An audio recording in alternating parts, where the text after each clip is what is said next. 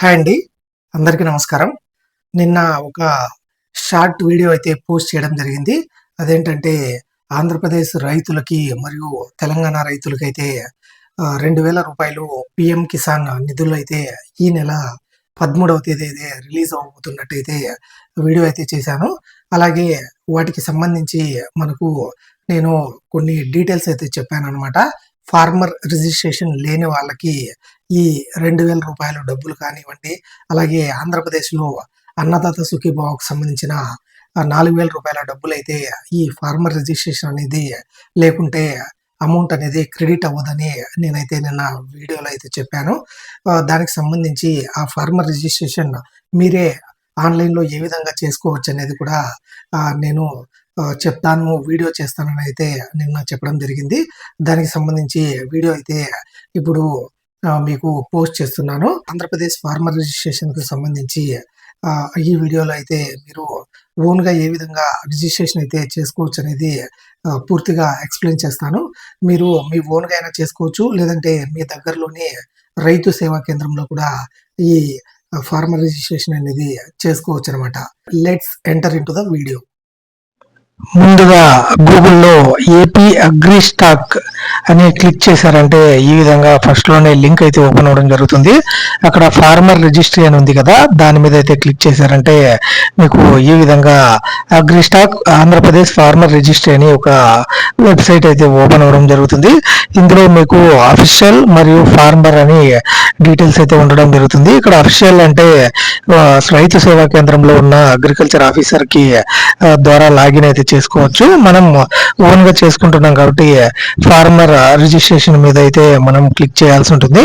మనకు ఇంకను ఆల్రెడీ మనకు లాగిన్ అయితే లేదు కాబట్టి కింద వచ్చి మనకు న్యూ ఫార్మర్ రిజిస్ట్రేషన్ అని ఉంటుంది. ఆ న్యూ ఫార్మర్ రిజిస్ట్రేషన్ మీద అయితే క్లిక్ చేశారంటే మీరు తర్వాత మీ ఆధార్ నంబర్ అనేది అడగడం జరుగుతుంది అనమాట. ఇక్కడ మీ ఆధార్ నంబర్ని అయితే ఎంటర్ చేయాల్సి ఉంటుంది. ఇక్కడ ఆధార్ ఈకేవైసీ అని ఉంది కదా, ఇక్కడ మీ ఫార్మర్ ఎవరైతే ఫార్మర్ ఉంటారో వాళ్ళ ఆధార్ నంబర్ అయితే ఎంటర్ చేయాల్సి ఉంటుంది అనమాట. అలాగే ఈ ఫార్మర్ రిజిస్ట్రేషన్ వల్ల ఉపయోగాలు ఏంటంటే మీకు ఈ పిఎం కిసాన్ అన్నదాత సుఖీభవ పడాలన్నా, అలాగే ఇతర ఏదైనా గవర్నమెంట్ నుంచి సబ్సిడీ పొందాలన్నా ఈ ఫార్మర్ రిజిస్ట్రేషన్ అనేది కంపల్సరీ. ఇక్కడ మీ ఆధార్‌కి లింక్ ఉన్న మొబైల్ నంబర్‌కి అయితే ఓటీపీ అయితే వెళ్ళడం జరుగుతుంది. ఆ ఓటీపీని మీరు ఎంటర్ చేసి ఇక్కడ వెరిఫై మీద అయితే క్లిక్ చేయాల్సి ఉంటుందన్నమాట. వెరిఫై మీద క్లిక్ చేస్తే ఇక్కడ మీ ఈకేవైసీ డీటెయిల్స్ అనేది చూపించడం జరుగుతుంది. నేమ్ ఆఫ్ ది ఫార్మర్, అలాగే డేట్ ఆఫ్ బర్త్, అలాగే అడ్రస్‌కి సంబంధించిన డీటెయిల్స్ అయితే చూపించడం జరుగుతుంది అనమాట. అలాగే ఇక్కడ మొబైల్ నంబర్, మీ మొబైల్ నంబర్ని అయితే ఇవ్వాల్సి ఉంటుంది. ఈ మొబైల్ నంబర్‌కి కూడా ఇంకొక ఓటీపీ అయితే వెళ్ళడం జరుగుతుంది. ఆ ఓటీపీని కూడా మీరు ఎంటర్ చేయాల్సి ఉంటుంది అనమాట. ఆ ఓటీపీ ఎంటర్ చేసి వెరిఫై మీద క్లిక్ చేశారంటే తర్వాత మిమ్మల్ని పాస్వర్డ్ సెట్ చేసుకోమని అడుగుతుంది. ఇక్కడ న్యూ పాస్వర్డ్ని అయితే సెలెక్ట్ చేసుకోండి. ఒక క్యాపిటల్ లెటర్ మరియు కొన్ని స్మాల్ లెటర్స్, అలాగే ఒక క్యారెక్టర్ ఇచ్చి నంబర్స్ని అయితే ఎంటర్ చేసుకోండి. అది మీ ఇష్టం అనమాట. పాస్వర్డ్ని మీరు మీకు కావాల్సిన పాస్వర్డ్ని అయితే సెట్ చేసుకోండి. అక్కడ క్రియేట్ పాస్వర్డ్ మీద క్లిక్ చేసిన తర్వాత your farmer registration has been successfully completed అని వస్తుంది. అక్కడ రిజిస్ట్రేషన్ అనమాట అది ఓన్లీ. ఇక్కడ తర్వాత మీరు ఫార్మర్ కిందికి వచ్చి మీరు ఏదైతే మొబైల్ నంబర్ అప్పుడు ఇచ్చున్నారో ఆ మొబైల్ నంబర్, అలాగే మీరు తర్వాత కింద పాస్వర్డ్ పెట్టుకున్న పాస్వర్డ్ని అయితే ఎంటర్ చేయండి. తర్వాత అక్కడ ఉన్న క్యాప్షన్ అయితే ఇచ్చి తర్వాత లాగిన్ మీద క్లిక్ చేశారంటే ఇక్కడ ఓటీపీ జనరేట్ సక్సెస్ఫుల్లీ అని వస్తుంది. అక్కడ ఓటీపీ అయితే ఎంటర్ చేయాల్సి ఉంటుంది. మళ్ళీ ఆ మొబైల్ నెంబర్కి ఇంకొక ఓటీపీ అయితే వెళ్ళడం జరుగుతుంది. ఆ ఓటీపీని మీరు ఎంటర్ చేయాల్సి ఉంటుంది అనమాట. తర్వాత లాగిన్ మీద అయితే క్లిక్ చేయండి. లాగిన్ మీద క్లిక్ చేసిన తర్వాత అక్కడ రిజిస్టర్ యాజ్ ఫార్మర్ అని చూపిస్తుంది. వాళ్ళ డీటెయిల్స్ అన్ని చూపించిన తర్వాత దాని మీద అయితే క్లిక్ చేయండి. మీరు మొబైల్ నెంబర్ చేంజ్ చేసుకోవాలా అనుకుంటున్నారా అని అడుగుతుంది. అక్కడ నో మీద అయితే క్లిక్ చేయండి. తర్వాత అక్కడ డీటెయిల్స్ అనేటివి మనకు చూపించడం జరుగుతుంది.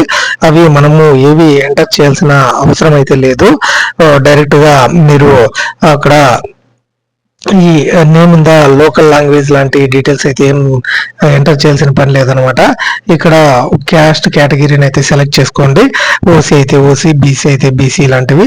అలాగే మీ విలేజ్ అయితే అడ్రస్ అయితే ఆటోమేటిక్ గా ఫెచ్ అవ్వడం జరుగుతుంది. మీరు ఏదన్నా అప్డేట్ చేసుకోవాలంటే ఇక్కడ ఇన్సర్ట్ లేటెస్ట్ రెసిడెన్షియల్ డీటెయిల్స్ అని ఉంటుంది కదా, దాని మీద అయితే క్లిక్ చేయండి. లేకుండా ఉంటే కనుక ఆటోమేటిక్ గా అక్కడ డీటెయిల్స్ అయితే చూపించడం జరుగుతుంది.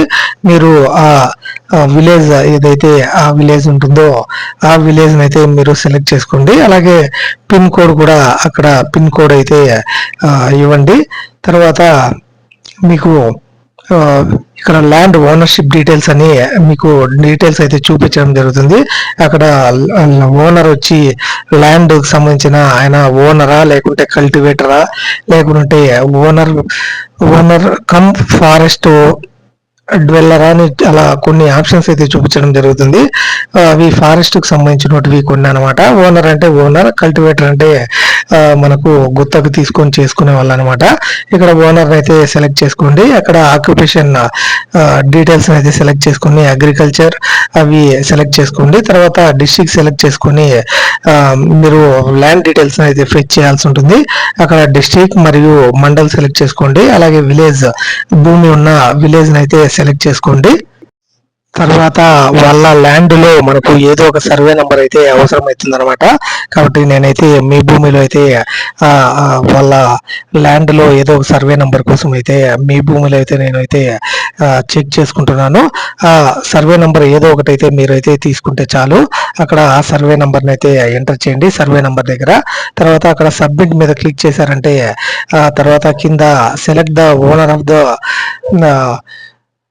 ఐడెంటిఫైయర్ నేమ్ అని కింద కొన్ని డీటెయిల్స్ అయితే చూపించడం జరుగుతుంది. ఆ సర్వే నెంబర్ లో ఎంతమందికి భూమి ఉంటే వాళ్ళందరి డీటెయిల్స్ అయితే చూపిస్తాయి అనమాట. అక్కడ రిమైనింగ్ అదర్ ల్యాండ్ డీటెయిల్స్ కూడా అక్కడ మనకు డీటెయిల్స్ చూపించడం జరుగుతుంది ఆ ఫార్మర్ది. ఆ డీటెయిల్స్ అన్నిటిని వెరిఫై ఆల్ ల్యాండ్ మీద అయితే క్లిక్ చేయండి. అది ఆటోమేటిక్ గా అన్ని వెరిఫై అయితే అవ్వడం జరుగుతుంది. ఎంత భూమి ఉంది అలాంటి మొత్తం డీటెయిల్స్, ఎన్ని సర్వే నెంబర్లు ఉన్నాయి ఇలాంటివి. అలాగే డిపార్ట్మెంట్ ఆఫ్ అప్రూవల్ వచ్చి రెవెన్యూనే ఉండాలి. తర్వాత ఫార్మర్ కన్సెంట్ మీద అయితే క్లిక్ చేయండి. తర్వాత మీకు ప్రొసీడ్ టు ఈ సైన్ మీద అయితే వెళ్తుంది అనమాట. అంటే మీ ఆధార్ ఈకేవైసీ అనమాట. ఇక్కడ మీరు ఇంగ్లీష్ సెలెక్ట్ చేసుకొని ఆధార్ నంబర్ కానీ విఐడి నంబర్ కానీ ఇవ్వండి. అది ఇచ్చిన తర్వాత సెండ్ ఓటీపీ మీద అయితే మీరు క్లిక్ చేశారంటే వాళ్ళ ఫోన్కి అయితే మళ్ళీ ఆధార్ ఓటీపీ అయితే వెళ్ళడం జరుగుతుంది. ఆ ఆధార్ ఓటీపీ మీరు ఎంటర్ చేసి వెరిఫై ఓటీపీ మీద అయితే క్లిక్ చేయాల్సి ఉంటుంది. ఆధార్ ఓటీపీ ఎంటర్ చేసిన తర్వాత వెరిఫై ఓటీపీ మీద క్లిక్ చేశారంటే మీ ఫార్మర్ రిజిస్ట్రేషన్ అనేది కంప్లీట్ అవుతుంది. ఈ కేవైసీ అయిపోతానే ఈ విధంగా ఇక్కడ మీకు అక్కడ ఫార్మర్ ఎన్రోల్మెంట్ ఐడి అనేది చూపించడం జరుగుతుంది. ఆ ఫార్మర్ ఎన్రోల్మెంట్ ఐడిని వాళ్ళు రెవెన్యూ ఆఫీస్లో వెరిఫై చేసి మీకైతే ఫార్మర్ రిజిస్ట్రేషన్ నంబర్ని అయితే పంపిస్తారు. మీరు తర్వాత ఏపీ అగ్రి స్టాక్లోకి వెళ్ళి మళ్ళా ఫార్మర్ స్టేటస్ కింద మీరు ఆధార్ నంబర్ ఎంటర్ చేసి ఆ రిజిస్ట్రేషన్ కంప్లీట్ అయిందా లేదా లేకుంటే పెండింగ్ లో ఉందా, ఫార్మర్ రిజిస్ట్రేషన్ నంబర్ మనకు జనరేట్ అయిందా లేదా అనేది అక్కడైతే మీరు చెక్ చేసుకోవచ్చు. ఈ నంబర్ని మీ సచివాలయంలో ఉన్న ఎవరైతే అగ్రికల్చర్ ఆఫీసర్ ఉంటారో వాళ్ళ దగ్గరికైనా మీ ఎన్రోల్మెంట్ నంబర్ చూపించారంటే వాళ్ళైనా ఫోన్ చేసి రెవెన్యూ ఆఫీస్లో వాటిని అప్రూవ్ అయితే చేయించడం జరుగుతుంది. తర్వాత మీరు పిఎం కిసాన్ కానీ లేకుంటే అన్నదాత సుఖీభావ కానీ ఎలిజిబుల్ అవుతారు. లేకుంటే మీరైతే ఎలిజిబుల్ కారు. ఇలాంటి వీడియోస్ మన ఛానల్లో వస్తూనే ఉంటాయి. ప్లీజ్ సబ్స్క్రైబ్ టు వెంకీ మీ సేవ. Thank you for watching. See you in the next video. జై హింద్.